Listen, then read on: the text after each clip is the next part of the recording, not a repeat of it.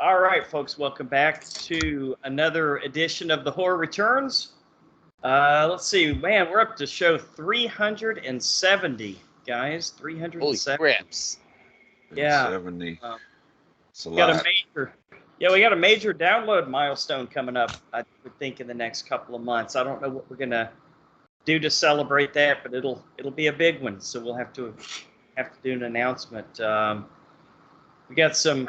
we're getting on the road again. It's so fucking hot here in Texas, and I guess hot in Alaska too. So we got to get on the road and head to the frigid temperatures of Indonesia. Yeah. Wait a minute, is Indonesia frigid? I don't know. Seems like it'd be pretty hot there, or raining. All right, well, let's load up the van, guys, and head out. We're on our way to Indonesia to check out a couple of horror movies, and these are definitely movies that the wife would not watch with me. Anything with devil in the title, she's out. Both movies had a lot to do with family, so could have sold it that way. You know what? I'm waiting for them to do a Fast and Furious in Indonesia then. Sure that. Sorry, somebody's trying to say hello. They're going to need some giant buildings before that happens. Oh wow! He got there.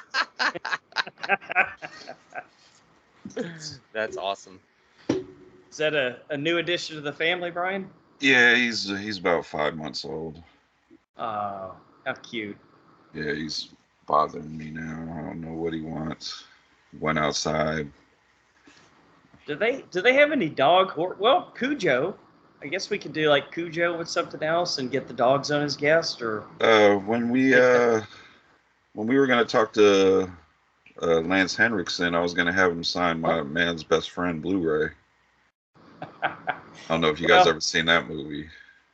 No, but now that you mentioned it, I hope you put it on the schedule. At some point, it'll be there.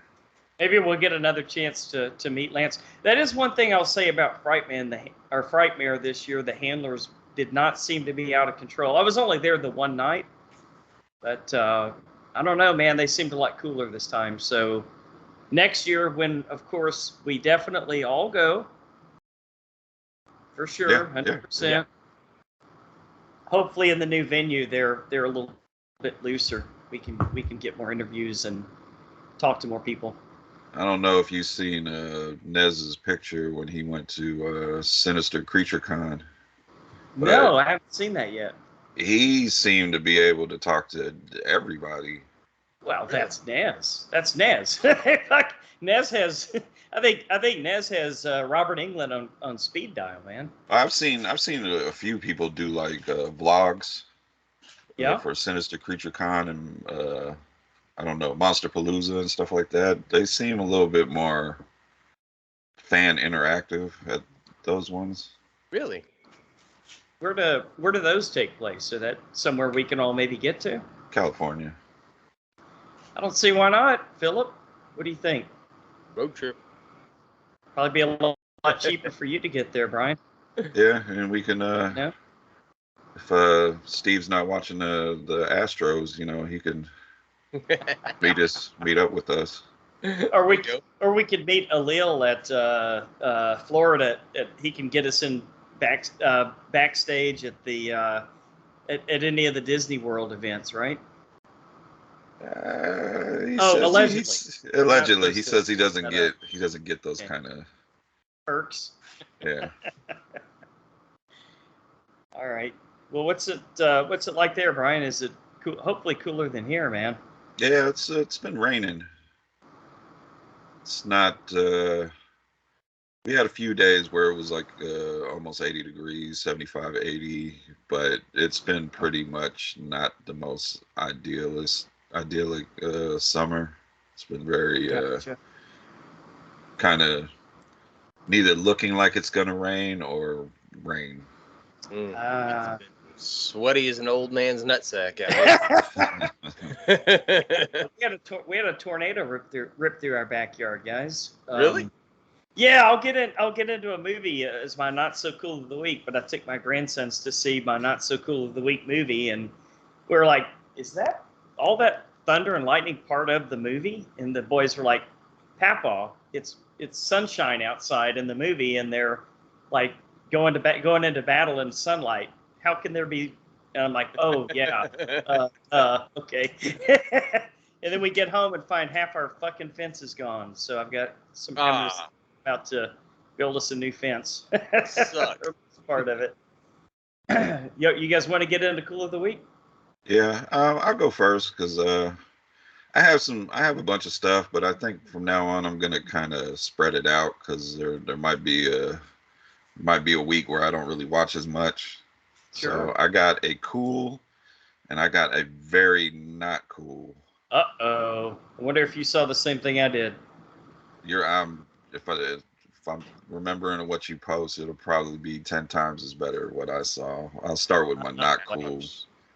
I've seen a few other podcasts review this, so I've never heard of it, and I was like, well, people are reviewing it, so let me give it a chance. And it's called Cannibal Cabin. Cannibal Cabin, huh? Yeah. Sounds cool. And I Sounds think, great. if I remember correctly, I think this is released by Lionsgate. So I'm like, okay, Lionsgate does like John Wick and other pretty big movies. So all right, let me check it out.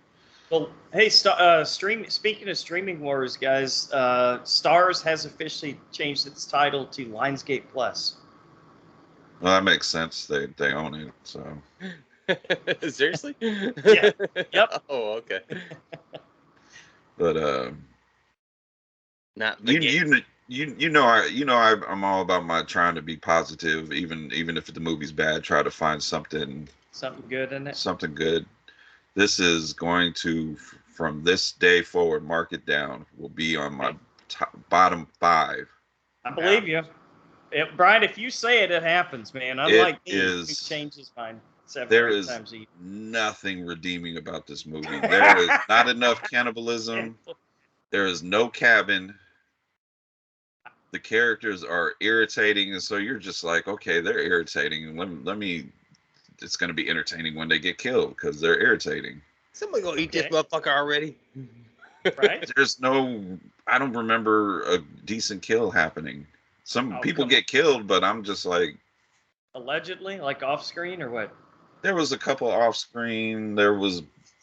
The only thing, okay, if I got to find something positive, it's very reminiscent of Texas Chainsaw Massacre. And all the cannibals. It's sounding great, dude. All the cannibals wear, masks made from other people. Okay. And they look cool. Okay. That's it. That's Dude, all cool you're getting. You're not selling the uncoolness of this movie, Brian. Well, I don't know what else I could say. There's one guy I really fucking wanted him to die so fucking bad. Okay. He was so just. His voice was just making his face so punchable. Macaulay Culkin? No, I think he's supposed to be. I don't know. They referred something about Australia, referring to his character, but then somebody calls him a Kiwi, and I believe isn't that like New Zealand? Yeah. Okay. Yeah, they'll get mad if you mix those up. Oh, boy. And then there was a twist of a character which you seen immediately. Lance, I'm gonna tell you right now, you would see this twist before AJ. That's how obvious it was. That's rough. That's rough. And the whole watch was rough, and I think it was about an hour and a half, and it felt like 2.5 hours. Ouch. It felt longer than Beau is Afraid. Oh, fucking I'd rather watch Beau is Afraid and try to figure out that movie. Oh boy. Than watch Cannibal Cabin. But I did watch something right after that I have been kind of putting off. I think it came out a few years ago, and it's been sitting in my queue, and I was like, fuck it, I just put it on. And this is Shot Caller, starring Jamie Lannister, Nicolaj, something. I don't know how to pronounce his name, but Jamie Lannister. Sure. Jamie Lannister. Gotcha. Okay. Pretty good fucking crime drama. Mm-hmm. Pretty fucking good. A lot of. Was it a Guy Ritchie film or something? No, I don't recognize the director's name, but it's a little bit more grittier than Guy Ritchie's. No like comedic moments in it. Okay. Essentially, he's a straight businessman, like kind of a square guy. You know, goes to prison for drunk driving and manslaughter. He gets in an accident, and kills his friend, Okay. and he has to do like 4 years or something. And immediately, he's in one of those prisons where you gotta click up with your own race. That's basically what it is. Mm-hmm. And he gets with like the Aryans, and Oh no. by the by the end of the movie, or not even the end of the movie, because it flashes back and forth like different times. He's basically, the movie's called Shot Caller. He's like one of the main top guys, which Oh. kind of leads me to my one problem of the movie is they don't spend enough time showing you how he became this guy, this fish out of water, to becoming like a shot caller for the Aryan Brotherhood. Didn't even give you a montage. Huh? Yeah, they show some stuff he had to do, Okay. but I'm like,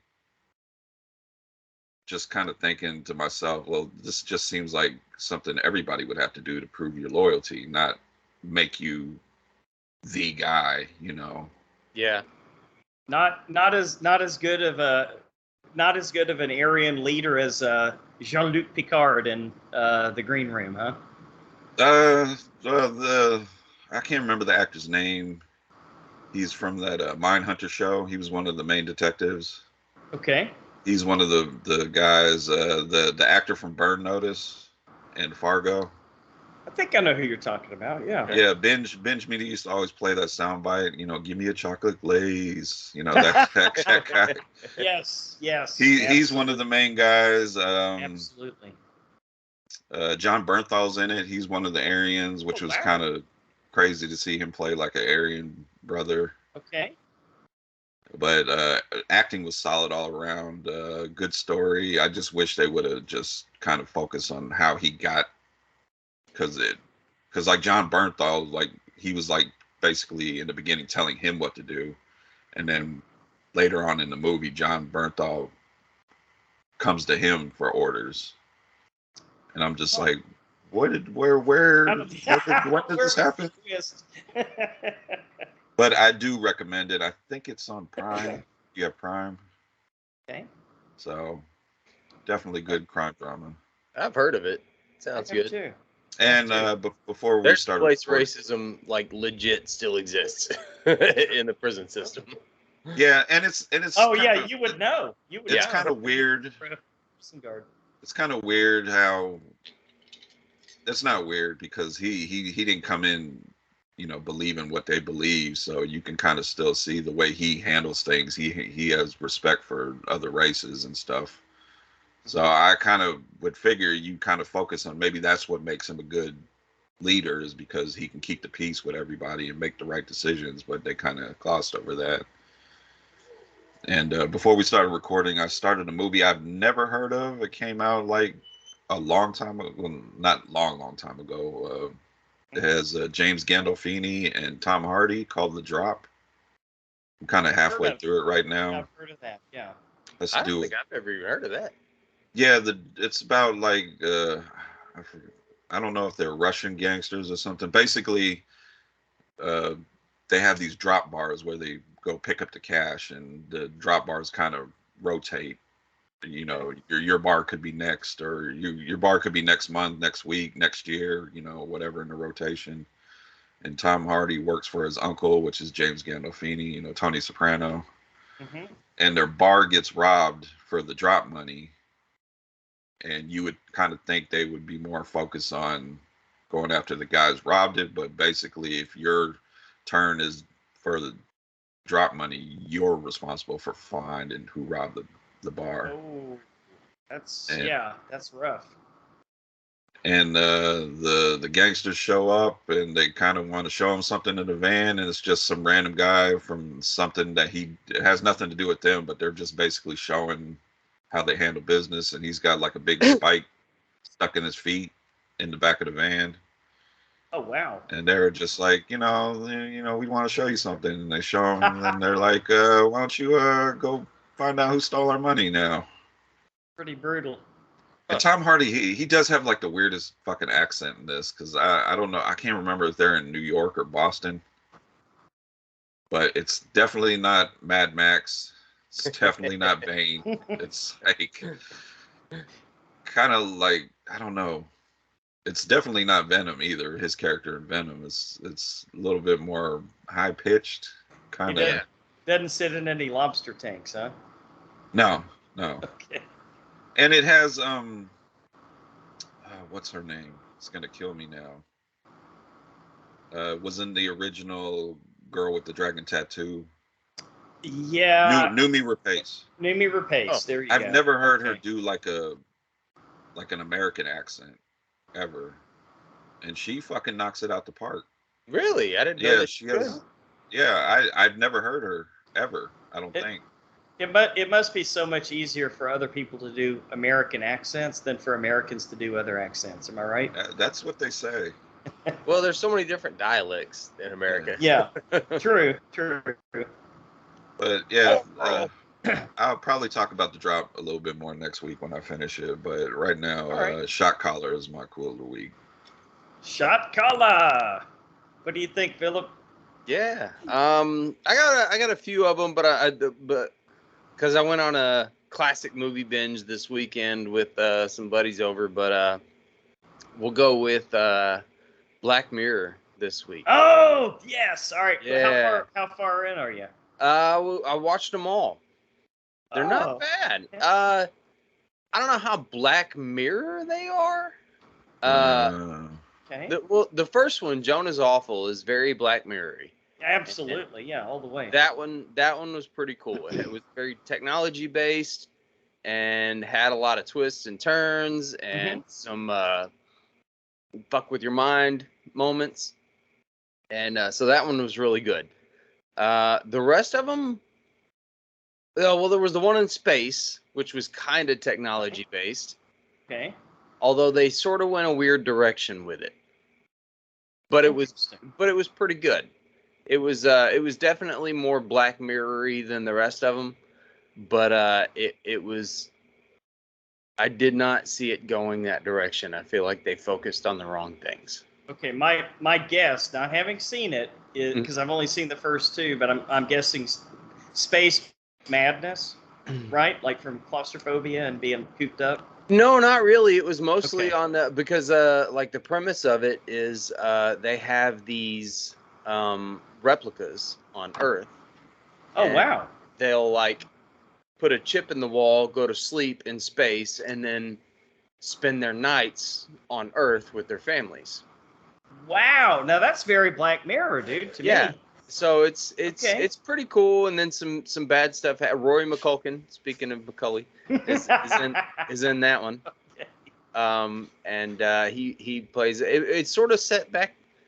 I guess it's set in the '60s because they're like a crazy hippie Manson sort of group. Okay. And things get weird, man. Halfway through it, you're like, "Oh, this is gonna be great." And then it sort of goes off in a different direction that you would expect. Oh wow. Okay. And then there's like, I don't know how much to say about the rest of them, but the rest of them are more like short stories Yes. that are kind of cool, but I don't know how Black Mirror they are. They don't really have anything to do with technology or anything. Finding secrets out about your family. Yeah, well, maybe. How was what I want to know? Don't spoil it, but the one that they called a Red Mirror. Why did they call it Red Mirror? Was it just bloody and gory, or? I don't know. I don't know which one was. Huh. Because wasn't it the very last one? It kind of maybe a little bit horror themed or something like that. Yeah, I mean they've got a couple of them that are pretty horror themed, but like I said, I don't know that they really have any. There's just those two really that have to do more with technology. The others are not bad. Okay. I don't know if they stack up to like the first, 2-3 seasons, but Gotcha. pretty good. Jonah's Awful was, I think, my favorite one out of all of them. And that was the first one. Yeah. And then we did some classic stuff, man. We went John Wick 1 and 2. Caddyshack? No, not quite Caddyshack, but we did John Wick 1 and 2, which was awesome to watch again. John Wick 2 is still my favorite with the fight scenes in that one. And Super Troopers. Oh, God. Snozberries taste like snozberries. Littering and smoking the reefer. Oh, man. Too bad y'all didn't have time to make it to Beer Fest. Oh, Beer Fest. Too bad they never made Smoke Fest. They teased at the end. Oh, that would be great. Don't give up hope, man. Everything else is coming back. I don't know if they'll ever match Super Troopers, man. That's one of my favorite movies of all time. Yeah. Yeah, I don't even know if I've watched the sequel. I just kind of saw the trailer and didn't really care. Yeah, the one in Canada. I've watched it. It's but it's not the same. I feel like it's so like Jay and Silent Bob Strike Back is one of my favorite movies of all time. But Jay and Silent Bob 2, you know. But that's what I got, man. All right, man. So Black Mirror and Super Troopers and John Wick 2. All right. Got my not so cool of the week, guys. Grandsons dragged me to the theater. I wanted to see Into the Spider-Verse. I was outvoted. And when they're here, you got to go see what they want to see. Brian, how have these fucking Transformers movies gotten so goddamn bad, dude? Or were they always Transformers instead of Into the Spider-Verse? I know. Lance, you're not going to be happy, which it makes sense you didn't like it because the audience score for the new Transformers movie is like 80-something%. So I know I saw that and then I seen that you watched it. I was like, Lance probably fucking hated it. Yeah, yikes. Well, you nailed that one, dude. You nail that. These things just get dumber and dumber, man. I don't know. Maybe they've always been bad. I kind of like the one where you at least got Sir Anthony Hopkins' voice, but the worst one. Yeah, the worst one. But other than that, no, I think this might be even worse than that. Have you guys seen it? No, I haven't got it. I just have not been able to. I kind of wanted to go see what's coming out this week. Indiana Jones, but I'm not hearing great things about it. Pick of Destiny. Yes, I love that. I love the Pick of Destiny. That's great. All right, so I think the geek said it best when they said every fucking Transformers movie is the same plot.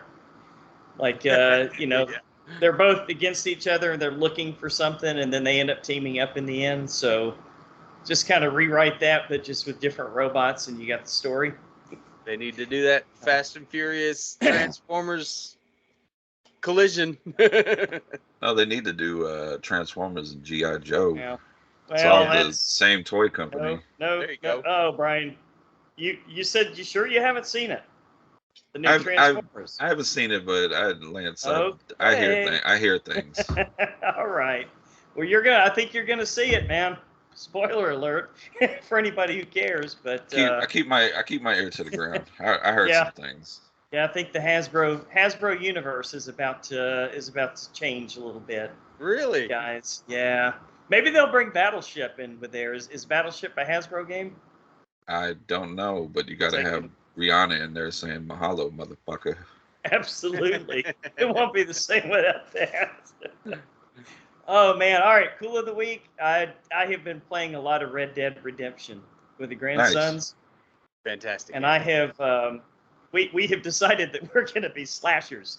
So we've got you have how at the bottom you have that little scale of your reputation is either like all the way evil or all the way good. Yeah. Like we're pushing as hard as we can to get all the way to the left. So basically we're like blowing people's heads off,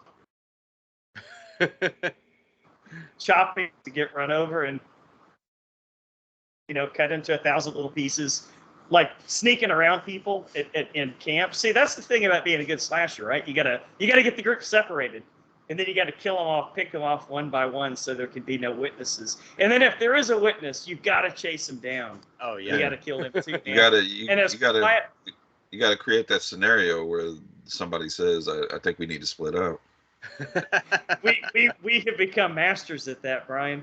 And never underestimate the power of the lasso, dude. Lasso Hell them yeah. and pull them on the back of your horse across rocks and train tracks and everything, and get them so dazed that you can go in for a quick kill with a knife, and no witnesses hear any gunshots. It's great. So Yeah, I think there's a mission in there where you have to lasso like somebody and drag them for a certain amount of distance or whatever. Like, well, we got that one works. now. Cool of the week: Red Dead Redemption video game this week. All right, Brian, got any news for us, fam? Not a lot again, and I heard some news coming Comic-Con. We might not get a lot of news then either, because a lot of companies are not going to be at Comic-Con. Writer strike or what? I know Marvel announced they're not going to be there. I kind of figured that because they got their own D23 thing. I don't think DC will be there, which kind of surprised me because James Gunn has a lot to announce with his new DC, but they also got their own new little DC fandom thing coming out. Okay. And then funny you mentioned Lionsgate. Lionsgate, I read earlier today, they're not going to be there, which I thought they would because they have the Continental show and the Ballerina, the John Wick spinoff movie that's filming. I thought maybe they'd show some clips or so. I don't know what's going to be there. Comic-Con's not what it used to be, I guess. Maybe Tubi will have a big presence there. Yeah, or not. To be fair, man, a lot of people would show up. Tubi's got a lot of stuff, dude. They do. The register's ringing. I guess we'll start off with some sad news. As of recording this, Julian Sands, we know him from reviewing The Warlock, and he's been in countless other movies, Arachnophobia and stuff like that. He went hiking in January, and he's been missing since then. And they found the remains of a body, and today they identified it. It was Julian Sands, so he has officially passed away. Oh, they got to make a movie about that.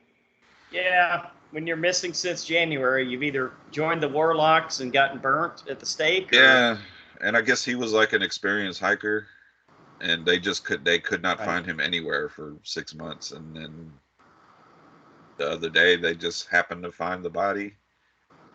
I don't know. It kind of seems Mountain Lion dropped it off at the police station. I kind of feel man. like it's or the Cocaine Bear dropped it off. Might be Cocaine Bear.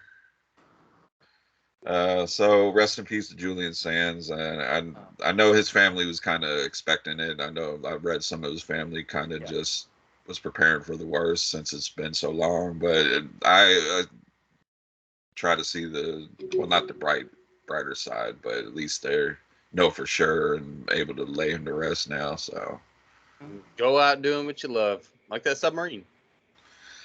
Oh, that's right. Did they do what they love? Or they did. I don't want to say they did something stupid, but I don't know. I'm not getting it would be that. pretty fucking cool. I'm not getting in that tiny thing. No. Tin can where they used a PlayStation remote to drive it around. I don't know about I that. think you could like stand up all the way in that sucker, man. That'd be I don't think so. It was like from what I heard, I heard the 19-year-old son was not eager to go. He told family he didn't want to go, but he felt like he needed to because his father was gone. Like you should have listened to your gut instinct. No shit. I mean, still, you got that explorer spirit, you know. He didn't have it. Well, yeah. Sucks that he died, definitely, for sure. Well, it sucks that they all died, but you know what? I don't blame them for trying. At least it's a dangerous place. Maybe the aliens got him. I mean, to me, I would never fucking do it, but I guess if that's something you always wanted to do, and I don't know if they invested in it or whatever the case was, if that's something they really wanted to do. Then, that kind of makes it more badass that most people would look at that and go, fuck no. Exactly. Like going to Mars, right? That's me saying fuck no. As soon as I seen it, I said fuck no. You might convince me to maybe get inside to take a look around, and as soon as I see that PlayStation controller, I was like, no. Yeah, Yeah, little I can see- Logitech. And I we, can we see only have Brian. you only have how much hours of air? No, thank you. Feel like I can see Brian getting in there, and some asshole shuts the door behind him. But to go down and see some shit that like very few people have ever seen before. Sure. Yeah. No, I'm Is kind a of with cool you, man. concept. I'm kind of Yeah, with you. because if they would have survived, they would have been looked at as, Yeah. not heroes, but, Well, nobody people lives would have forever. held them in high regard for Yeah. doing that. But, they died, and now, They're explorers. They're yeah. fucking Lewis and Clark, man. To quote Freddie Mercury, who wants to live forever, right? Yeah, there you Yeah. go. All right. Go big or go home. That's right. Got a lot of good horror movies or horror adjacent horror movies now streaming. Infinity Pool is now streaming on Hulu. Okay. So All right. Oh check yeah, I that saw out. that. Barbarian, Nice. good Mhm. movie on Hulu. Okay. That was been for a minute though, huh? Yeah, it was on HBO Max, or I'm sorry, Yeah. Max. Sorry, Nice. Max. The cock. Yeah. Sorry, had to throw it in Jesus there. You can now watch all 5 Evil Dead movies on Max, including the new Evil Dead Rise. Awesome. Wow. Okay. Which I really liked that they were able to get the rights and have all 5 movies instead of like, oh, you're watching this one. I feel like watching the next one. I got to go to another streaming app. Yeah. Hate it when they do that, man. Yeah. Yeah, I did start watching that with a grandson one night this week, and about 10 minutes in, he was like, "I'm out." So Oh that one didn't work out. He said, "Let's go see the Transformers instead." Okay. no. Transformers. Are you serious? Why don't we watch one of the 16 other Transformers movies? I know. One movie I Feel do like Marky recommend. Mark. One movie I do recommend that is now streaming on Shudder is Unwelcome. Unwelcome. Okay. Yeah. I think I've heard of this one. Yeah, I talked about Oh, it. the gnomes. The gnome. Yeah, Garden gnomes. yeah, Okay. yeah. Right, totally recommend that one. It's now streaming on Shudder, or if you have AMC Plus. We're gonna get into that tonight. I've got a fucking major bone to pick, man.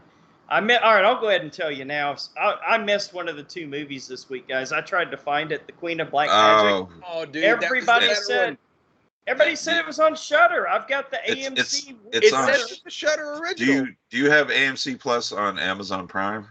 No, I've just got AMC Plus. Okay. Standalone. If you got just AMC Plus or AMC Plus on Amazon, even though it says it's on Shudder, it's not on Shudder through those means. You have to have the actual Shudder app. Well, fuck that shit. I'm getting rid of AMC Plus, motherfuckers. Now that y'all have gotten. But associated Daryl with all Dixon's this show's Walking coming Dead out soon, bullshit. Lance. What's that? Daryl Dixon's show. What do you mean you're getting rid of AMC I'm getting Plus? rid of when Where is he my rides AMC his motorcycle up? across the ocean to Paris. Yeah, I I'm mean, putting in a cancellation right now, and I'm going to instead order Shudder by itself and. we got Springbox live by itself. cancellation. So there, live cancellation. AMC, fuck you. Well, that's bullshit. Why do they do it That's on? complete bullshit. Yeah, man. like if, I didn't even know Shudder had its own app. Unbelievable. there is somebody I would like for someone to come on as a guest if they're like an expert in like all this stuff, because I don't understand how these movie rights are, how it could be on Paramount, but if you get Paramount through Amazon, it won't be on Paramount through Amazon. See, and I've got Shudder through Amazon, and when I go in and click it, it'll actually do it, but it doesn't show that I'm actually subscribed to Shudder. It's a weird. Yes. I just Really assumed it was a glitch. Yeah, really bizarre. It's a glitch in the Matrix, probably. I know, but like if I'm scrolling through my subscriptions, it doesn't show Shudder's there. Like I have to go click on it where it says, "Hey, subscribe here," and I'm like, "Bitch, I already am." God damn, dude. All right, well, enough. There's our streaming rant for the night, right? Yeah. Yeah. Oh okay. wait, maybe we're not done. Okay. God damn it! It might come up later. David Cronenberg, the better Cronenberg, his next movie, The Shrouds, is now in post-production. All right. So, but you liked his last one. Is Viggo in it? I don't know who's in it. I did Probably. like the last one, top 10, man. Maybe. Yeah, he was back to form for me. Best Cronenberg movie since The Fly for my money. Okay. That's Let's girl. see. Insidious: The Red Door is rated PG for violence, terror, frightening images, strong language, and suggestive references. It's going to suggest things that it references. And not show them. Yeah. Okay, gotcha. Oh, we went through the Insidious movies with my daughter because she's never seen Yep. those, and she was loving them, man. Like Nice. I don't think we got all the way through. My wife started watching the Last Key or whatever the fuck that one's called. You didn't stop them? I know. I told him. I warned him. I was like, yeah, that one's not good. You should have them watch that and then show them the trailer for that so they can ask you, where are all those scenes? Yeah, no kidding.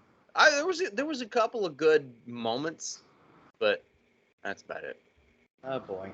Yeah. Well, that'll be the next Stream Fiends coming out here soon. Is Nez picked Insidious. He hadn't seen it, and he doesn't know when's the last time he watched it, and the new one's coming out. So, I mean, it Makes sense. just Poltergeist, basically.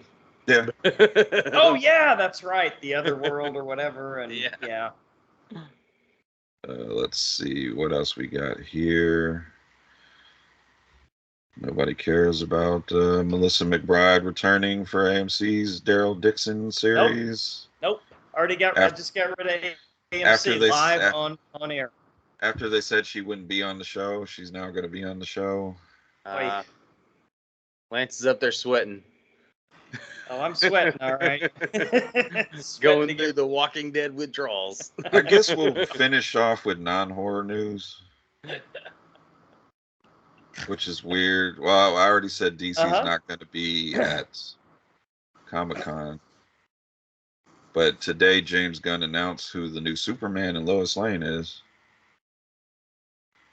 We're all ears. So David. Are we doing new Superman movies? Yes. Okay, cool. Essentially, I haven't seen The Flash, but from what I understand, stuff he did in the reset the universe. Yes. All right. That was their clean slate moment. Okay. So from what I understand, a lot of DC fans are excited, but a lot of Henry Cavill fans are pissed off, and I don't know why, because he wasn't Superman. Wasn't that great, was it? Past few. He did a pretty damn good job in Man of Steel, I thought. Yeah. I like mustache. I don't mustache, huh? I don't understand why they're pissed off. They said he wasn't going to be Superman months ago. So I know. why get mad at the new casting? Who's the new Dane DeHaan. Dane DeHaan. Sadly, he was not in the running, Lance. But the new Superman is David Cornsweet. I don't know how to. I don't know how to pronounce his name, but I don't think that's good. I didn't recognize him. The wrong Superman movie. He's from Nebraska. I didn't recognize him, but I looked him up, and we've seen him in a movie. We've seen him in Pearl. Really? He played the projectionist that she has a thing with. Oh, okay, gotcha. And to be honest, seeing how he kind of was portraying himself, he kind of gave me like a Superman vibe. I mean, you got. Oh, that guy. Okay. Come on, Brian. He gave you a Superman vibe showing porn to Pearl. I'm not talking about the porn, Lance. Get your mind out of the gutter. I'm talking about the way he just carried himself through the movie. He's gonna have to get on some serious steroids, though. Well, this is a younger Superman. Okay. Oh, okay. So not built yet. Yeah. So they don't want to have like a 22-year-old Superman that's jacked like Henry Cavill.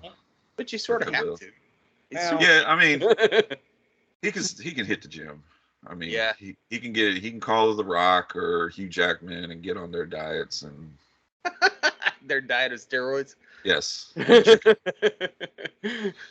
And Rachel Brosnahan, which I recognize the name, but I just couldn't pinpoint whatever she's been in. I haven't seen the show, but I know the show because I've seen ads for her. The Marvelous Miss Mabel. Oh, Oh, yeah. yes, I have. She is the lead character, so Oh, that's the okay. new Lois Lane. I like her, dude. That's a good show.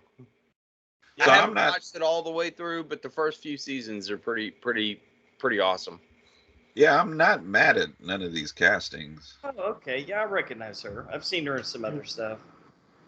I kind of would have been disappointed because I guess Nicholas Hoult Renfield was up for Superman. He's already the Beast, man. Come on. So, Yeah, Well, I feel like different this guy universe, looks right? more Superman-y. More Superman. Yeah. Oh, Well, they should have gotten Superman-y. They could have got that guy from Blazing Hot. Should have got Pedro. and No, Pedro Pascal again, yet again. and looking up some stuff, some rumors. One of the they didn't say which Skarsgård, but they said one of the Skarsgårds are up for Lex Luthor. Way more specific than that. No. There's Well, like, one of the Skarsgård it would either be Bill, who is Pennywise, or the other one who was in The Northman. You know, you guys know my opinion on that. You think- I would much rather see one of the Wayans as Lex Luthor. So you want this movie to Williams. fail? That'd be great. Did you guys know he was supposed to be I watched Robin in Batman and Robin? No, Marlon. Damon. Marlon. Marlon. Was gonna. Don't y'all remember Blank Man? Yes. Oh, that's a classic. Yes. It's a classic Whatever movie happened to that Sean, where's he been? I think he's more. I think I read he's more behind the scenes writing and producing. Oh, that makes sense. Makes sense. Yeah, I always liked him. Yeah, I remember when he was the DJ for Living Color. He was SW1. Absolutely. Oh, he was, wasn't he? Yeah. Super young. I forgot about that. DJing while a young Rosie Perez and Jennifer Lopez were fly girls. Yeah. Absolutely. And the chick from Dancing with the Asian chick from Dancing with the Stars, like Carrie Ann something. Oh, Carrie was she a fly Ann girl too? Yeah, Carrie Ann Inaba was the fly girl. Yeah. That makes sense. She's pretty hot. Still. Yeah. All right, that is the news. All right. Trailer park time, Philip. Yeah, let's take a little trip. All right, Brian, you gonna bring us the big, the small, or the very, very weird this time? All right, we got a new trailer for Natty Knox, which looking at the cast list, we got some Stupid horror royalty. We got Robert Englund, Bill Moseley, Danielle Harris, and no offense to the other cast, but Right. those are all you should name when you're advertising this movie. Hey, with those three, you can call it whatever you want. I thought you were I thought it was gonna be called Natty Light. When you first, I saw Natty and I said, "Is this a Natty Light horror movie?" My buddy had a dog named Natty at one point. That's, Oh, I'm that's how sure much Natty everybody Light has. we used to drink in college. Oh yeah. This is directed by Dwight H. Little. He was the director of Halloween 4, The Return of Michael Myers, back in the day when Danielle Harris, who's in this movie, Sure, was sure. Jamie Lee Curtis's daughter, right? I think so. Yeah. Sounds then- about right. Then they retconned all that. Shut up. Mhm. Sorry, my dog's whining. That's Wouldn't be the first time on the show we had background noises. Let's see. Synopsis. IMDb knows I like my short synopsises. Small town babysitter and the kids she is looking after struggle to survive a serial killer on Halloween Eve. And judging from the trailer, it kind of looks like Bill Moseley is the serial killer, which I like that Okay. because Yeah. he can play crazy really good. what Robert type- Englund. typecast? Yeah, Well, Robert Englund looks like the guy that's trying to tell everybody. He's And the harbinger. We're he's warning done that. everybody. He's done that before. The crazy guy. The end is nigh. yeah. You guys won't fucking listen. But it definitely looks very independent. Yeah. But Well, that could be good. Could be great practical effects in there. No CGI fire, Lance, hey, which we'll I'm all talk- in. talk That about will later. We'll talk Okay. about later in our reviews. But I'm in for it. You know, I support these legends. You know, still doing it. You know, like I said, just seen that documentary about Robert Englund, so definitely been watching a lot of his movies. I like Bill Moseley. I like Daniel Harris. So, and I grew up on Halloween 4. I kind of felt like with Danielle Harris, I felt like I grew up with her because we were kind of like the same age when that movie came out. Okay. So, I'm definitely gonna watch it. Yeah, the only issue I have with this movie so far is the name of it. Like Okay. that Well. it's like Maybe trying to find a cool horror movie and then naming it The Bye Bye Man. You know what I mean? Instead of finding a shitty horror movie and naming it The Bye Bye Man, Yeah. which is what they did instead. Well, yeah, that's true. But the movie looks pretty cool.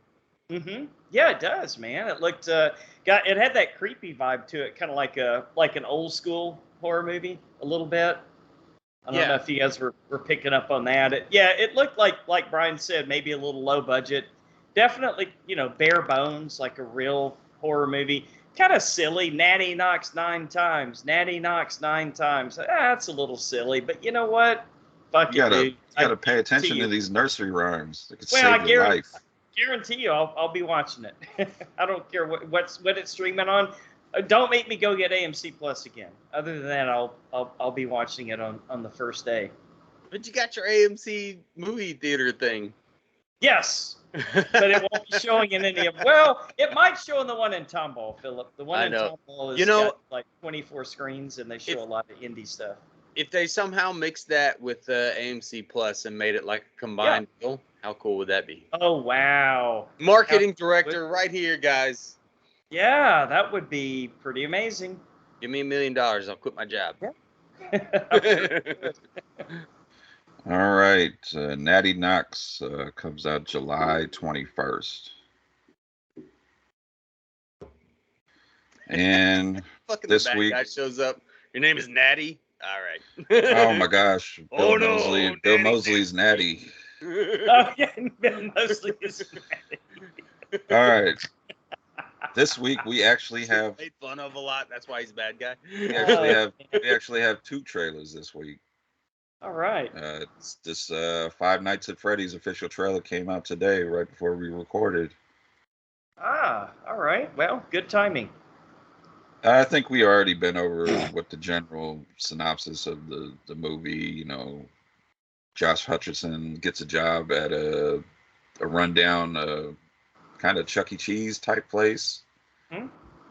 And he gets a job there as a security guard, and for some reason brings his daughter with him and tells her, "You're gonna sleep while I guard this place." But I guess you gotta babysitter. You gotta have the kid there for some reason, I guess. I guess. I've been man. there. It's a good work day. I like Futterman, man. I like that actor. I think he'll be good in the role. Yeah, I don't know nothing about the game. I know my daughter played most of the games. Philip. Yeah, it's not as scary as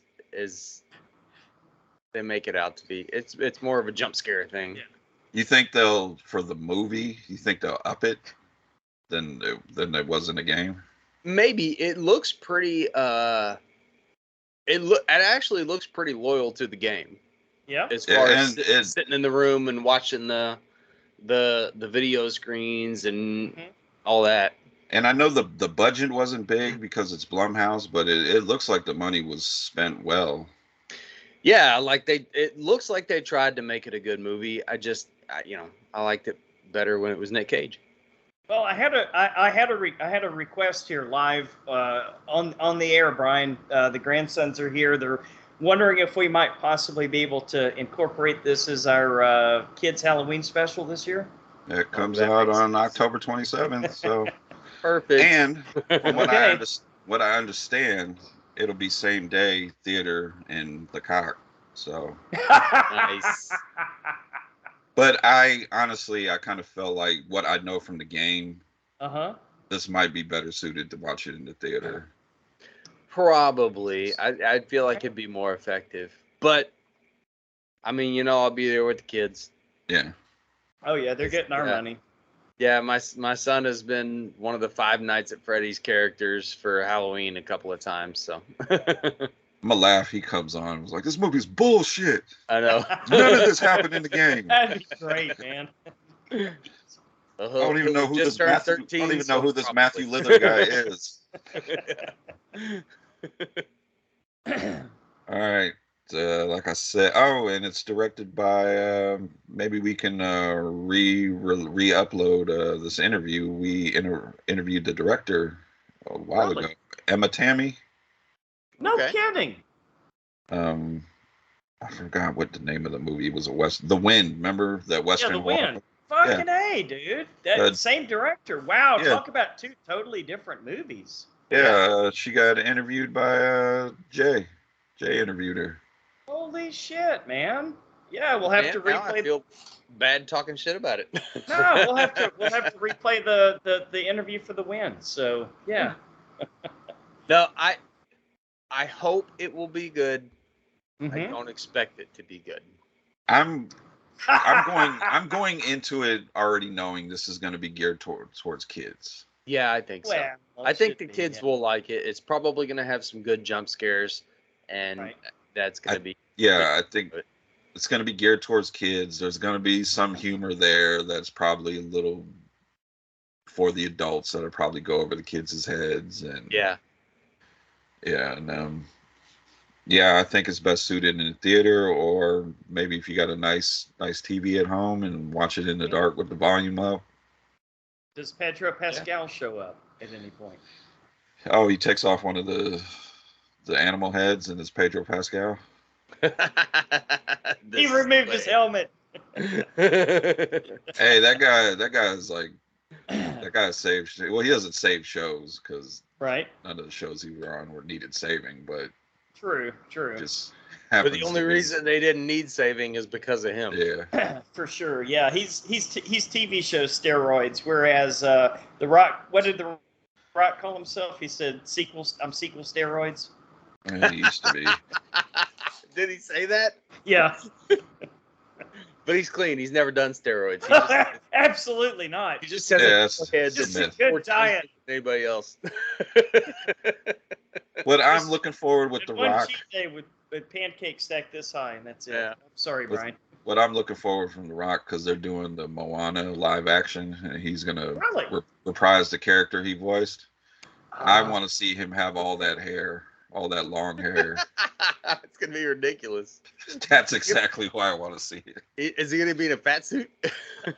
I don't know. They Well- should probably stop doing these live action remakes. I know. Well, Maybe- Little Mermaid crushed it. That's why they're doing this one. Well, Oh, yeah. really? Yeah, Yeah. everybody loves mermaids. That's why, man. Mermaids are huge right now.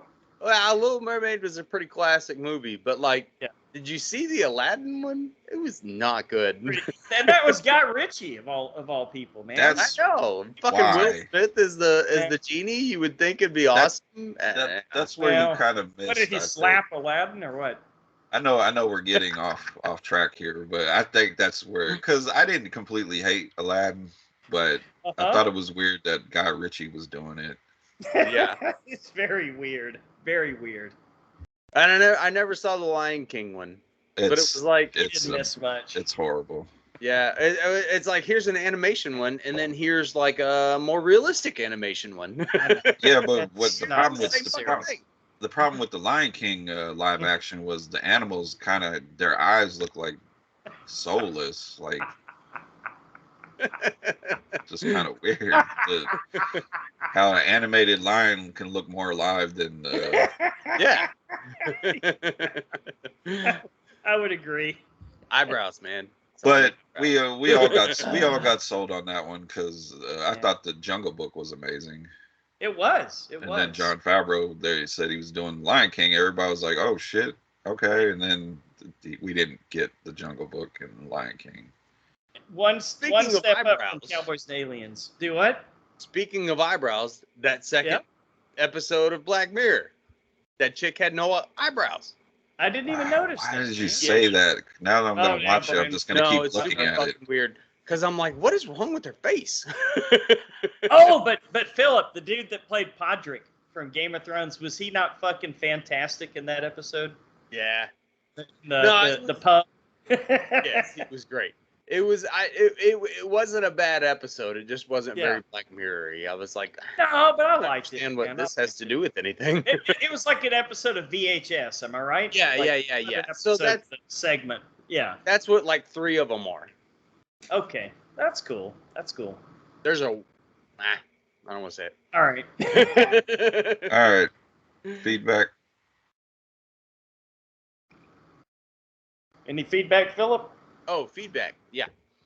I thought you were. I'm hearing some feedback. You were in the middle of a word. I was like, we're not doing feedback now.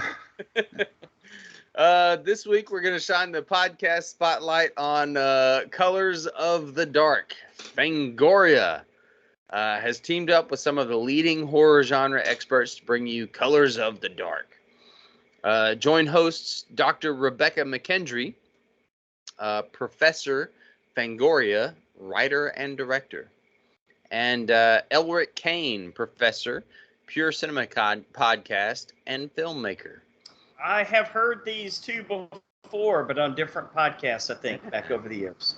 Yeah, they used to be on, I think before this one, they were on Shockwaves. Yeah. Yes. That's what it is, Shockwaves. Okay. As they take a deep look into the horror genre, each show explores a specific part of horror history, key players, franchises, deep-cut titles, important films, and interviews with some of the genre's biggest icons. Colors of the Dark podcast is presented by the Fangoria Podcast Network, in case you didn't realize yet. And I have heard this show many times. Great show. It's one thing I really like about the show is they know what they're talking about. Like they will reference. Us. Yeah, they'll reference like just like old horror movies out of nowhere, like and they'll talk about it, and they make you want to go back and watch these like older, like, and of course they talk about newer horror movies, but like they're talking about like Barbarian.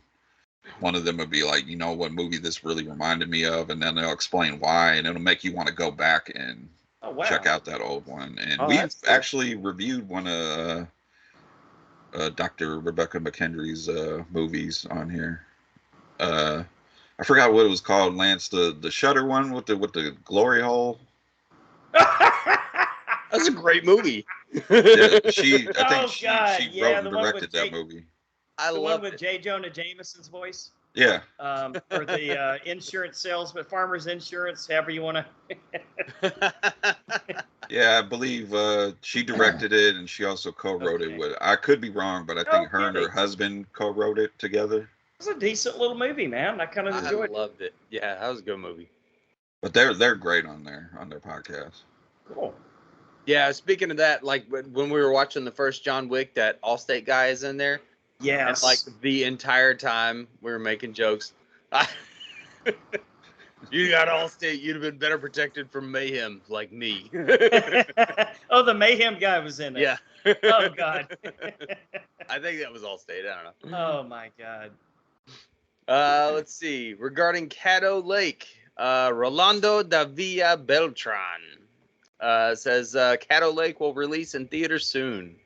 Guess he's excited for some M. Night produced fun. Sound like a fan. I think he might be another producer for the show. Yeah. Makes sense. Yeah, makes sense. Sounds like it. Gotta pimp your shows, man. If you're gonna invest money in your movie, you want people to watch it. That's for sure. Gotta do it. Caddo Lake, check that out. Thank you, Rolando. Regarding werewolf thriller 12 to Midnight, Neil Williams says, "You go, Tito, and my man of many talents." All right, and that has Bronzy in it. Yeah, I think there was somebody else. I don't know. I should have probably pulled it up, but there was somebody else who was not happy about this news. Uh-oh. They feel like them using this title and this actor was shitting on Charles Bronson and the 10 to Midnight movie that he did back in the day. Oh. Well, there's one in every crowd. I feel like if we watch that many movies, sometimes we get kind of jaded, and it's like, sure. doesn't sort of leave room for some of these independent directors. And like, I've talked shit about some independent directors that I wish I hadn't, but make a better movie. The green hair. But I mean, maybe it's just how I would do things. But if I had somebody that looked exactly like Charles Bronson, Charles sorry, Bronson. Yeah. What's his name? Robert Bronzy. Yeah, Robert Bronzy. He liked my comment, man. I made a comment in there, and he gave it a thumbs up. So Yeah, he impressed with fame for the week. If you told me this was like Charles Bronson's twin, I would believe you 100%. Absolutely, yeah. If you told me it was Charles Bronson still alive, I'd believe you. Yes, absolutely. And came out of the moon with a mustache. The movie, I'm not going to say it's going to be horrible, but I mean, It's got Tito Ortiz in there, so. And 1,000 talents. Hey, Tito Ortiz, I'm going to kick your ass. And that's something he probably would have said during a fight, because he probably is one of the all-time worst trash talkers. Let's see. Regarding the quiet tenant, Tim Phillips says it's awesome. Okay. Oh, probably should have brought that up in news. It's a novel about a serial killer that Blumhouse has picked up. I think they're going to adapt into a series. Oh, okay. So it's not out yet. No. I was going to say I haven't heard of that. Must be. I think yeah. From what I understand, I think it's a popular book. Cool. Quiet Tenant. That ought to be good. And we got more votes on if Devin Sawa should play Freddy. All in favor. So if it was our call, it would definitely happen. Yep. And our patron, Steve Lowblad. Hey. All right. He's more than a patron. He's a buddy. Posted a pic of his koozies actually arriving. Oh, Steve. really? Thank that's you like for patronage. That's like a Bigfoot sighting, man. I know. Found the unicorn. Patrick Lear says, when do we get our herb grinders? Damn, that's not a bad idea. I was about to say that is a great idea. For all our chefs who listen, right? Yeah, of course. Man, that'd be a cool fucking logo to have on there, man. Kind of would be, wouldn't it? With that. When you gotta grind up your herbs, and then you just look at that logo and like, what is the horror returns? I should look it up, and then boom, you find us. Bam. Oh, by the way, 10 to Midnight review, Stream Fiends. That's out. Go back and listen to that one. There you go. Come and get it. Our show intro and all of our new logos come from Steve Carlton, the other Steve, from The Geeks, and be on the lookout for some more great stuff from him. Our original skull artwork comes from Natsulani. Check her out on Instagram. And help us out by becoming a Patreon patron.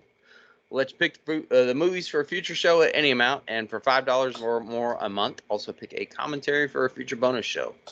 But for now, while we still have it going, get in there while you still can. It's going to end tomorrow, I swear to God. Not really. But we'll be here. Give us $1, and then you can pick a commentary. You can even come on the show with us.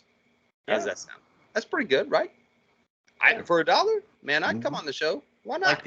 Like the upcoming Ricky O, the story of Ricky commentary coming up soon. Yeah, dude. Let's do it. And I had to clarify. I had to clarify on the Stream Fiends episode we just did. When I said you can pick any movie, I didn't mean any movie.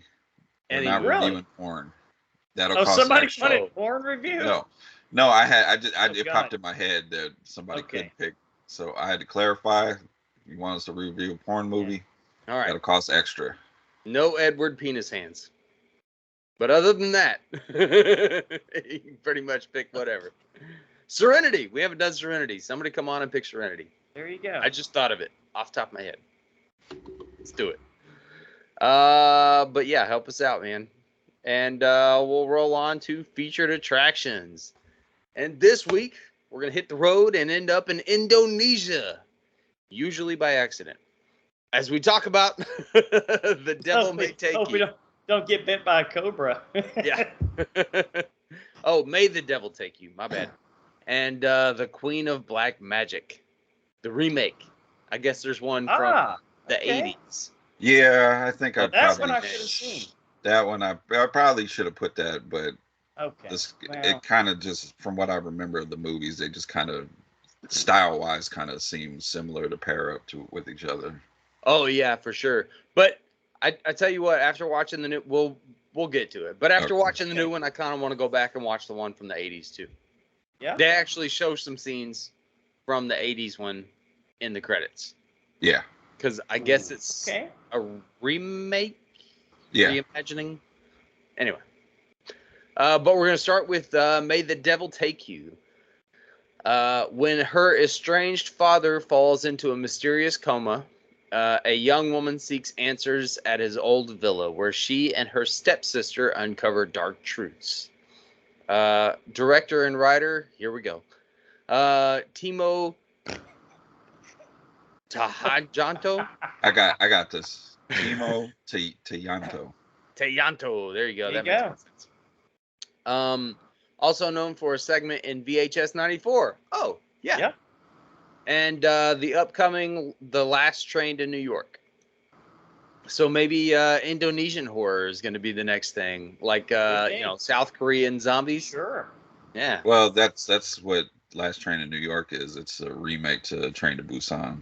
Oh, okay. Well, But with his, that's the only reason I'm all for it is because he's doing it because his movies are extremely violent. Mm-hmm.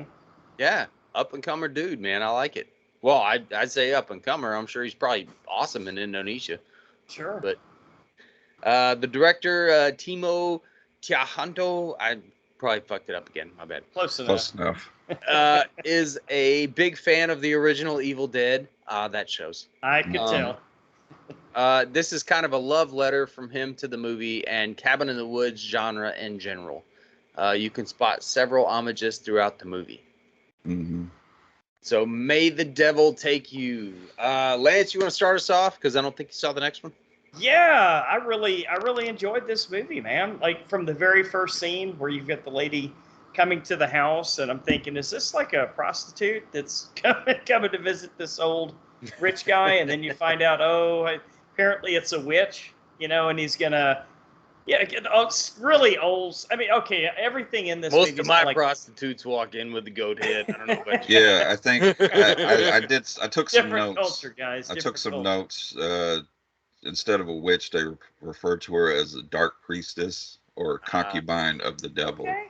All right, I could see. Well, all right, that's kind of a hooker, I guess. No, I like what I liked about this movie is it was just like bare bones horror, right? So you have the typical horror movie characters, you have the typical horror story. Never a good idea to sell your soul to the devil for money. Nope. It's always gonna go poorly. You had a lot of really interesting family dynamics. You had the obvious. Real quick, I think if you're going to sell your soul to the devil, Mm-hmm. maybe ask them what it all entails in this selling of the soul, because they never get to the part where you got to repay something. You're never gonna you're never gonna get the right answer from that. Don't think you. That's like the evil genie. I just would love for one of these horror movies, like somebody's about to make the deal and then just be like, right. They back out. Can I read the contract real quick? Yeah. I'm gonna need to have my guys go over this. Yeah, I'll get back just with a you. formality. Yeah. Oh, that would be so cool, man. A subgenre of movies where people like us just fuck with the devil. Like you get somebody to summon the devil for you, and he gets in front of you and says, "Your every wish shall be yours. Women, money, whatever you want." And then we're like, I changed my mind. Fuck Yeah. it. If we're gonna do this, I'm gonna need this notarized. Yeah, that's right. I Need want to you to fill go it out down in to triplicate. go down to the DMV and let the sloths wait on you. And then some bad shit I'll be happens. Some bad shit happens, and you bring your lawyer in. Hey, listen, with the contract, right. that's not cool. we actually turned the tables on the devil. That'd be great. The curse Now, does not actually you work install 7 the days rest a of your week. It only souls. works on 5 business days. Yeah, there you go. Yeah, I liked. It was obvious that you had the gold digging new wife there. You know, you had I like the way they told the intro part in like newspaper articles. Like the first articles were like, he goes to the top of the heap in business and then buys up all this property, and then the next one is like, oh, he's starting to get in a little bit of financial trouble, and then the next headline is like, uh-oh, he's wanted for tax evasion, and then the next one. I like the reason why though, why all this stuff was happening. Uh-huh. And I don't think she was she might have been a gold digger, but I rewatching it, I didn't know. I guess she was a famous actress. Yeah. Ah. So okay. she was kind of accustomed to a lifestyle that. That's right. Got to maintain that lifestyle, right? Mm-hmm. Yeah, I like the way that the family kind of came together. Like they were sort of estranged because they were mad because she hadn't kept in touch with the father and stuff like that. And then toward the end, they kind of came together and did what had to be done. It was a fun movie, man. Very basic, very paint by numbers, but well done. Well done. So, I had fun. All the other kids were hers, right? Except the youngest one. Oh, the youngest. Because really, the Dark Priestess only wanted the oldest daughter and the youngest daughter because it was part of his bloodline. Okay, I gotcha. Well, there you go. The other two, the stepbrother and stepsister, they were just kind of pawns. Oh, I understand. Okay. So if they would have never went there, they would have been fine. Okay. Yep. Just stay away. They were step. Little one was half. Yeah. Okay. Yeah, right. I enjoyed it. I enjoyed it. Yeah. Kind of wish I could have seen the other one too, but next time. Maybe I'll see the old one and then find a way to watch the new Queen of Black. Yeah, because the old one I think is on Amazon. It is. Yeah. Brian? Yeah, I really enjoyed this one. We talked about it in trivia. Timo was definitely a fan of Evil Dead and Cabin in the Woods, those type of genre movies. I liked the use of practical effects. There was some CGI in here that didn't quite look that good, but it didn't take away from any of the movie. I would agree. But even weird looking practical stuff like climbing up the wall. Right. Backwards kind of thing. That was creepy. It's just like it's better than CGI. And they didn't even do it that way. Right. The scene of the mother spitting out the black bile or whatever on the face. The scene of the mother falling, that they thought committed suicide. Yes. There's a scene of her falling, and the dark priestess is like crawling on her back. That didn't look. Oh, jeez. That's great. Creepy. Yeah. It was creepy, but if we were judging it by the CGI, it wasn't the best. But like I said, the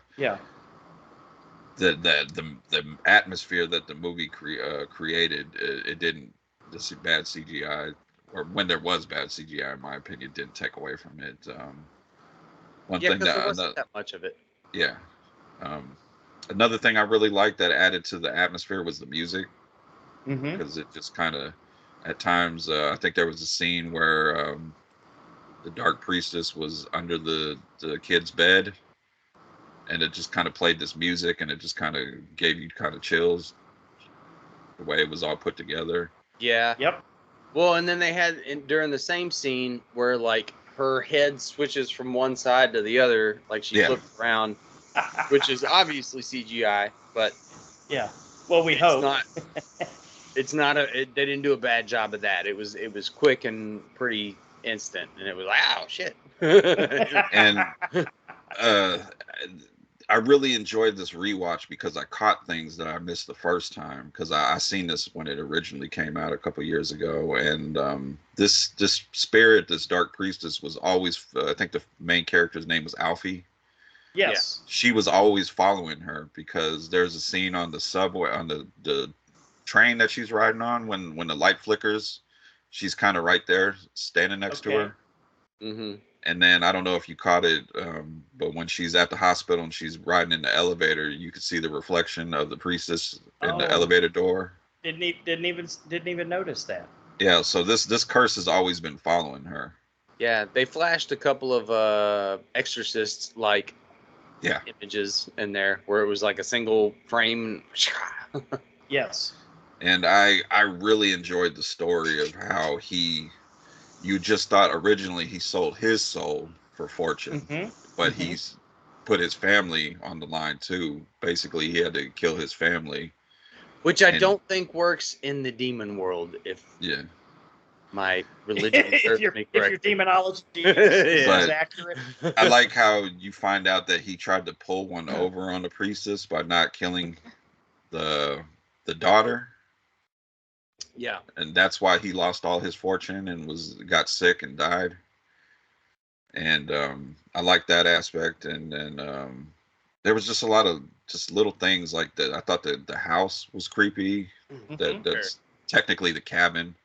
Yeah. And there's so many warning signs when they got in there. The dolls hanging in the fireplace, the basement that was locked and it had like these talismans Right. like hanging all Yeah. over the door. So I'm like, clearly don't open it. I don't know if you caught it, but they would show a statue and it would have the facial expression would be one way, and then when someone would walk past it, it would have like evil expression on it. A lot of detail in this, man. Yeah. See, and I feel like you should have that one character in the movie who shows up and they're like, "Oh, fuck this," Right. and they're Yeah. out. But then they come back at the end to rescue him. And You could have picked. Never and mind. I really enjoyed Alfie, the main character. I really enjoyed her because you kind of got to know the struggles that she went through, thinking that her mom killed herself and not being close with the father, and you thought she had a problem with her stepbrother's stepsister, but she never really had a problem with her. And I think a really good scene for her is when the stepmom, because she was kind of portrayed as the wicked stepmom, Mhm. and the scene where the spirit or whatever grabs her and drags her down the basement That- stairs. that was a She great still scene. tried to grab her and save her, which Yeah. Yeah. I thought that one scene did a lot to speak on her character as a person. So, and then of course we got you have to get it in a lot of Asian horror movies, the creepy hair, black hair. Oh yeah. Sure. Sure. So Well, yeah, and that's where I was going with this. Is it looks a lot like Japanese horror. yeah. Okay. Like they had that vibe going through just kind of the whole thing, but with some Evil Dead and Cabin in the Woods stuff, which makes sense. But Yeah, I see what pretty you're saying. solid. I see what you're saying. It's got the elements of J horror, Yeah, Mhm. but it just kind of they take them elements and kind of ramp them up and make it more violent. yeah, more evil, like Evil Dead mixed with Japanese horror. There you go. Yeah, that makes sense. But it's good, dude. If this is what Indonesian horror looks like, I'm kind of down. This was the first one that I watched. It's on Netflix. And it was. I wasn't particularly in the mood for a subtitled movie, but it still Right. ramped me in, and so I paid attention to it. It had some really good moments, some really good visual scenes that I really enjoyed. I like that Japanese horror stuff, the really creepy stuff, and I like the Evil Dead stuff, the really gross stuff. And so they had really creepy and really gross, and they sort of melded them together, and there were a lot of scenes like that. I think they really pulled it off, man. It's as an Indonesian subtitled horror movie, it's totally worth watching, and there's probably a reason that it's on Netflix. Yeah. So I tried to find a dubbed version of Netflix and they didn't have it. So Yeah. no, they I did went not. with the But subtitles too. Timo might have some kind of deal with Netflix because he has a action movie that I recommend every time somebody wants a good action movie. It's called the Night Comes for Us. I think that's what it's called. Yes. Okay. Oh, I think okay. And I've it seen that is one. it's the Raid actors, but Okay. but in an even more violent movie, like violent action, like Okay, Sounds like our people cup getting of tea. stabbed and he goes there. limbs broken. Yeah, he takes Mhm. it there with the action. Of course, Lance, we've always talked about the VHS segment. The Yes. which one is what's it called? Is it? Cyborgs and shit. It's the one with the robots and or No, the, he did that one, but he also did the one with the Suicide Cult. Oh, that was the best one. Oh. Yeah, where they came to interview the suicide cult guy, and then all hell literally broke loose. Yeah, So he he did did. He both of did those that. segments then. Yeah, that's Fucking why. hey. Okay. That's why when I Okay. heard they were doing the Train to Busan American remake, I was kind of like, get the Mhm. fuck out of here. But then when I heard he was Yeah. attached to direct it, I was like, okay, this might be something then. Yeah. Give it a shot. God knows what he's doing, man. Because I was gonna say Yeah. the VHS segment, because I was thinking just the cyborg one, That one was Uh, cool too, man. A lot of which action, was very non-stop cool. action. Yeah, it was like nonstop action. It was a really cool. I mean, I have my criticisms of anything, but I thought that one did pretty awesome. I thought this one did pretty awesome, man. I mean, the guy knows what he's doing. So I'm looking forward to see where he goes. Definitely. Yeah. Good movie. All right. So let's do scores. Lance, what do you think? Yeah, solid 7.5, man. Okay. It's up there. It's up there. It was fun. I do want to rewatch it now, though. Brian's got me super interested in paying more attention to the statues, facial features changing, and the reflections. There is a sequel too. Oh, really? I did see that. Yeah, May the Devil Take You TOO. Right. Yeah. So, got to check that one out as well. Maybe I'll rewatch this and watch that one Yeah, together. I've seen it, and I think it picks up right where the first one left off. I can see that. Kind of like a Halloween 1, Halloween 2 thing. Yeah. Brian, what do you think? I'm gonna go a little bit higher. I'm gonna go 8.5. Oh, nice. I think it just hit all those marks for me. I thought the practicals were good. A lot of creepy imagery. I like the storyline. I like the acting, especially from I probably should have looked her name up, but the main character Alfie. I thought she was great in it. Yeah. She was just one of those characters. Like I was rooting for her throughout the movie For sure. to just kind of make it out at the end. And I have to say I was kind of rooting for her stepbrother because he seemed like the only family member that was really trying to connect with her in a certain way. Well, and the stepsister, even though you weren't exactly rooting for her, she did a great job. Yeah. Oh, especially when she got possessed. Yeah. That scene when the brother's girlfriend pulled up and she's like wanting her to open up the car door, and then the girlfriend notices in the rearview mirror she's holding a hammer behind her head. It's like, what the fuck? Yeah. Although Man. I did have that criticism because like the mom got smashed in the head with the hammer, and I'm like, like it's stuck there. I don't know how much coming back there is from that. Well, when the devil's involved, there's no telling, right? Yeah. But excellent movie. Phil said it best. Timo, I'm pretty sure we both mispronounced your name, but I'm interested to see where your career goes. Well, yours was definitely more right than mine. But yeah, I'm gonna go. I think 7.5 is a pretty solid score for this one. Yeah, good score. Yeah, it's got some great imagery, great horror, and it's not just a couple of scenes. It's like through the whole movie, and they did a pretty amazing job on it. And pretty relentless, right? From the very beginning scene. I was impressed, more impressed than I expected to be. So, Indonesian horror, look out. All right, we'll move on to The Queen of Black Magic from 2019, which may be a remake, reimagining, something along those lines. Revisiting the orphanage where they grew up, 3 men and their families discover a horrific supernatural presence lingering in their former home. Director is, here we go, Kimo Stamboil. There we go. Sure.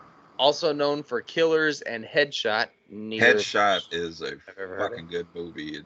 I've heard of it. It's another violent action movie. It stars the main guy from The Raid. Oh, okay. So that's a recommendation too. Where's The Raid from? Indonesia. There you go. Yeah. Oh, okay. There you I go. was like Korean or something for some reason. Writer is Jocko Anwar, also known for Satan's Slaves. That sounds familiar. I think that just came out, didn't it, Brian? Isn't that a pretty recent movie? I think the sequel to it came out. Sequel. Okay, gotcha. The tortures endured by the characters in the movies are reminiscent of a hugely popular series of comics in Indonesia, which depicts all kinds of hell tortures. That sounds like a lovely time. Wasn't the Sadness also a comic book in Asia? Yes, it was. Was it? Yeah, I was like, what the fuck is going Cross. on? Yeah, Badass Cross. horror comics, man. That's an American comic book though. It's an Oh, okay. comic series. And- Same guys who brought you Preacher and a couple other really popular comic. Oh, series. okay. That makes sense. They were and are still released widely, published by independent publishers, and most of the times illegally copied and distributed through walking book vendors, and often used by theology grade teachers to teach their students about religion despite its extremely graphic images. Huh. Oh, yeah, here you go. It is a remake of the 1981 movie Ratu Ilmu Hitam, starring Indonesia's most notorious scream queen, Susanna. Ooh. That was Well, an easy name. That doesn't Check. sound like an Indonesian name. Still makes me want to check it out now. I know. I legitimately want to watch it. Had it not been like midnight when I finished it last night, I would have rolled on to the 1981 version Susanna with two Z's. with two Z's. That Sound sounds like Moldovia. I shout out to her. I want to check out her stuff now. She's they throw Notorious in there. Yeah. Wonder what kind of horror movies was she making? True. You never I don't know. remember seeing them, but we'll see. Oh, Lance, you missed this one. Brian, what do you think about the Queen of Black Magic? This was a really fucking good movie. Yeah. It kind of Gave it away, but yeah. I think I knew I missed out. I think Fucking compared AMC Plus. Fuck you, AMC Plus. Fuck you. All right. we are not sponsored by AMC Plus. Yeah, No. I had to find it by other means. But I was like, man, it says it's on AMC Plus. I know. That's what. All right. Anyway. I think one of the main things I kind of like this movie a little bit more than Made the Devil Take You is I think the story was a little bit more deeper. That's why I gave that one a 7.5. Yeah, because essentially in this story, it's a story of revenge, and they kind of make you think. Damn, I really don't want to spoil it for you, Lance. Well, go ahead, man. I mean, it's a Okay. spoiler podcast. It's over I like a year the- old, the- so I like the whole it's aspect. my fault. I'm gonna listen. I like the whole aspect of these former kids, or they used to be kids at this orphanage, and they're all kind of having some kind of reunion or visiting or something, and the old man's sick that runs it. Yeah. Okay. And then you get the story of this girl that everybody thought went insane and died, that got locked in this room. And Oh then man, don't tell me the old man was diddling the kids. yes, there was some kid Oh diddling. no. Oh no. And essentially the girl that was everybody kept saying was crazy that got locked away, she was doing black magic, but she was doing black magic to protect the girls in the orphanage. Oh That's wow. good. Okay. And that image, Phil, of when she died and the way they tried to bury her and cement her into the floor, the way her body looked, that was creepy as hell. She looked like she was still alive. Yeah. Yikes. There was a lot of, I kind of took like horrible notes here. I was kind of drinking, so at least you took notes. No shit. the scene Start doing it. when they discovered the bus of children, when that one guy went back and all the children were standing and facing back, Yeah. and then That he was turned good. around, and then he turned around again, and they were all facing him. That was a goosebumps moment for sure. The lady that was for some reason she thought she was able to cut the fat off her body to look better, but her vision in the mirror was her not actually cutting but just getting slimmer with each cut. But when you But see it's the great. Because how many times have you ever just sort of thought that? You know, all just the time. cut this fucking All love the handle time, off, man. You know? but it looked fucking good though, the way Yeah. it was just coming off of her and there was just nothing there and she was just getting slimmer. But then when her husband came out and seen her in the hall, And he was like, "What the fuck are you doing?" And then it cuts to her, and her neck's just gushing blood. Yeah, and she's got like this chunk hanging down. Oh my Yeah. God. Yeah, it was pretty great. Well, and even in the mirror when she's looking at it, like before she cuts, the mirror image is just slightly different than what she actually Yeah. looks like. You know, Ooh, it's like a okay. little bit chunkier. Mhm. And what other scenes? There's a lot of insects in this movie. A lot of insects infesting Yeah. people, Super fun. going down people's throats. Centipedes, caterpillars, all kinds of crazy shit going on. And then uh, later in the scene when everything gets revealed, or later in the movie when everything gets revealed, and they're all people are in individual rooms getting tortured. Mhm. Like some of those were brutal, like the guy that was getting Yeah. his limbs bent back and they were cracking and folding up. And then there was another room where it had like a couple people in it, and it was raining in the room, but it was raining boiling water. Yeah. Oh God. And I Well, was and like, then they're fucking going for it in this movie. I thought And you then were one gonna of the say it's. I thought you were gonna say it's Raining Man. It's a different movie. Torture me. Oh my. But one of the insect moments, especially in one of those later scenes where she gets, you know how like people have that fear of like holes where it's Yeah. like a beehive of Oh, holes. yeah. She has that pop up on her Ugh. back and fucking Ugh. bug shit started. It's Yeah. super gross. Yeah, Ooh. it was great. And then other scenes that are really simple but effective is when the kid was watching that video of the lady that got locked around in the room, and then it changes. Yes. And it's a live version of the lady walking behind him, and he turns around and looks, and she's not there. But when he turns around, her feet are at the bottom of the TV, and he looks up, and her head's like above the TV. Yeah. What? That is super simple, but like really effective. And Yeah. I felt every that kid, man. everything was like, all the scares were like good in here. It wasn't just bullshit jump scares. Right. Sure.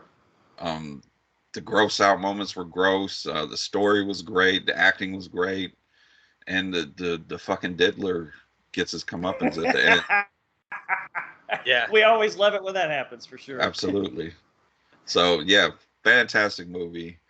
I have not seen the original one, and I definitely want to check it out now that I've watched this one and found out that it has a notorious scream queen named Susanna with two Z's. I definitely want to check it out now. She sounds very sexy. But yeah, and like in the end credits, they have scenes from the 1981 version, and Okay.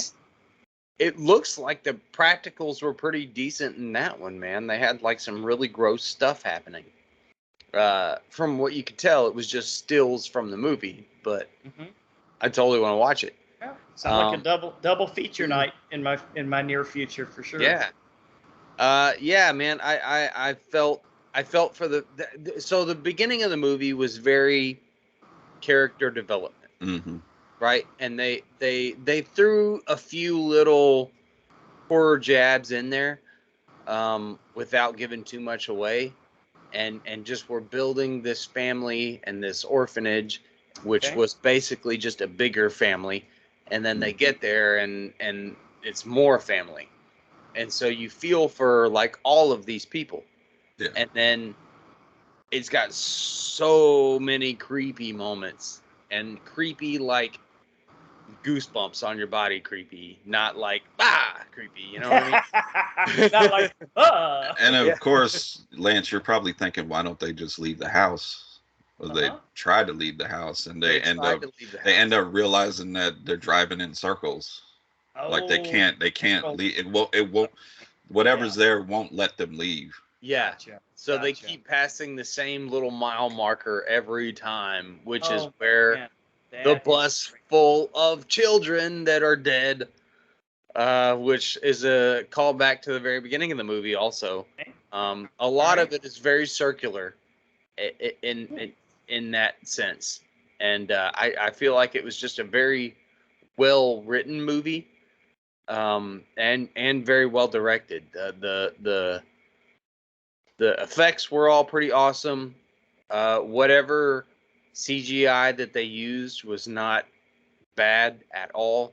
Most Felt of like it was the better practices- than May the Devil Take You. Yes, Whatever for sure. CGI was used. Yeah.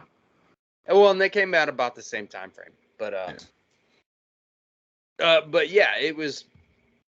I was where the other one, I sort of got a little sidetracked and maybe wasn't paying attention to everything that they were saying on screen because you had to watch it and read the subtitles. Sure. This one, maybe it was because it was later and everybody was asleep, but this one sucked me way the fuck in.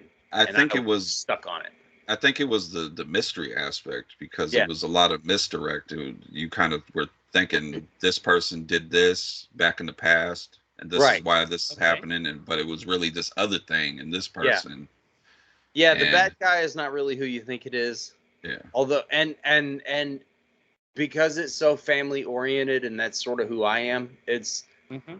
it had me at the end of it. Like I wanted to kill this bitch more than the pedophile. You know what I mean? I was like, Mm-hmm. use whatever kind of black magic you want. It better Yeah. be fucking strong, bitch, because I'm coming Right. after you. You know, that sort of thing. But yeah, man, they did I think that they did a fantastic job on this, man. It was thoroughly entertaining, and it's a travesty that you can't just go fucking watch it on Netflix or something, man. I Wow. think that should be a thing right now. Two good movies this week. It sounds like. Yeah, because this one is I think it's I've never heard of it before. And I feel like we should have all heard of this movie. It's Yeah. really I've heard of it. I think I kind of feel like May the Devil Take You gets talked about more than this movie. But this is a better movie. Yeah. For you. Yeah. Well, Yeah. maybe because of the director, Brian. You think? Yeah, I think Maybe. Timo, like I said, Headshots for this guy, his other movie I've Mhm. seen is a really great movie, but even that, as far as like The Raid and the other one I talked about, Yes. When the Night Comes for You, Mm-hmm. I think those were even more talked about than Headshot, and I think Headshot I think so too. is an underrated action movie. So this guy just might be under the radar right now. So Well, I really feel like this one should be more out there, man. It was a really fucking solid movie. I was very impressed. I was excited to talk about this one, you know. And yeah, man, good fucking movie. I like it. Yeah. That's what we're here for, to bring these movies to people's attention, right? Yeah. All right, scores. Brian, what do you think? I like this one a little bit more. I really like May the Devil Take You, but I like this one a little bit more. Yeah. So I'm gonna have to give it a 9. Holy fuck, dude. I thought the story was on point. I thought the acting was good. The practicals Mhm. were good. Me and Phil talked about the children on the bus. When you first see the dead children, like their makeup effects or their makeup job was done so good, it was kind of unsettling to see all Yeah. these dead kids on the Oh bus. my god. That's a lot of this movie is just very unsettling, Yeah, Mhm. and then which is the kind of horror that I love. Right. and then the reveal of what's really happening, it kind of shifts you from one thing to another. Like, I'm feeling this way, now I'm feeling that way, towards different characters. I just thought it was just a great story with great effects, and yeah. Yeah.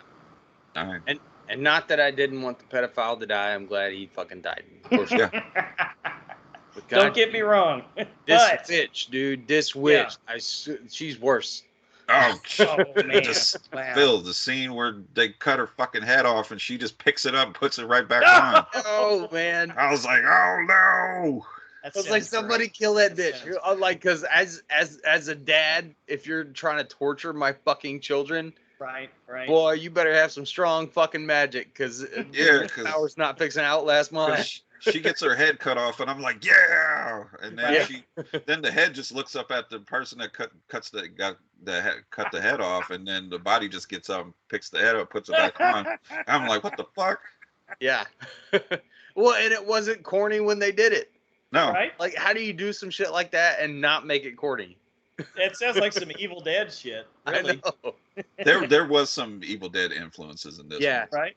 But there was a lot of similarities in the movies, in the visuals and the stuff like that, you know. But like this was more of a. I feel like May the Devil Take You, even though it was like a demonic thing, was almost more of a ghost story. Yeah. Sure. And this one was more of a black magic demon Voodoo stuff. style. Yeah, voodoo. And I also felt this one was more character driven and story driven. Yes. So. Yeah, like I felt for everybody. I thought the writing was so fucking fantastic, man. The characters were so good. They hit you with the family right away that they all used to be orphans together, and they created this bond, and they all came back with their families. Yeah. So it's like family on top of family, and then you find out what's going on, and you're just kind of like, fuck. I want everybody to be safe, but didn't work out for everybody. Yeah, and there was a lot of weirdness and mystery going on, and that weird creepiness gets me every time. Like there were multiple goosebump moments in this movie for me, where I was like, "Oh, this is really freaking me the fuck out." Kind of a movie, and I love those. Those are my favorites. That's why The Exorcist is my favorite movie. It's not because of jump scares. It's because it freaks me the fuck out. You know. And this one freaked me the fuck out. Queen of Black Magic.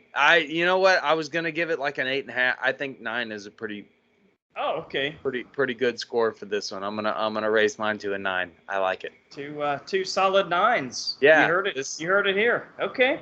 This right. is. If we could have put it on a top 10 list this year, I think this would go on. It would have made it. All right. If this came out this year, it'd be on the top 10. Yeah. I got rid of AMC Plus, so I'll be subscribing to Shudder proper. So I'll check it out the next week or so. Sorry, Daryl. Shudder proper was a thing, man. Sorry, Daryl. Daryl out. Indonesia in. But we'll never know how he drove his bike to Paris. I know. probably went through the channel. He somehow got to the UK with Rick and went through the channel. But maybe he finds a boat and like first 10 episodes of the fucking movie are just him sitting on a boat waiting. That sounds about Walking Dead-esque. All right. Well, as always, we want to thank you guys for listening to another episode of The Horror Returns. You can give us your feedback at thehorrorreturns@gmail.com. Check us out at thehorrorreturns.com. If you like what you hear, rate us and review us, regardless of what platform you listen to. We're on there, and I know you can rate through all the different platforms. Next week we're going to got a couple of special guests, guys. Those guys. Who? AMC. Oh God, yeah. One last jab. talking about our guest. No, I'm good. No. Next week we'll have some great guests from Friday Nightmares podcast. Heather and Scott are going to stop by to check out the Bay. So we got to have don't fuck those guys unless they ask you to. Heather and Scott? So Brian, until the horror returns again. Good night. Philip, you threw me off on that one. Fuck the end of this one all up. All right, guys. Just kidding. The wife is calling. She's about to leave town packing.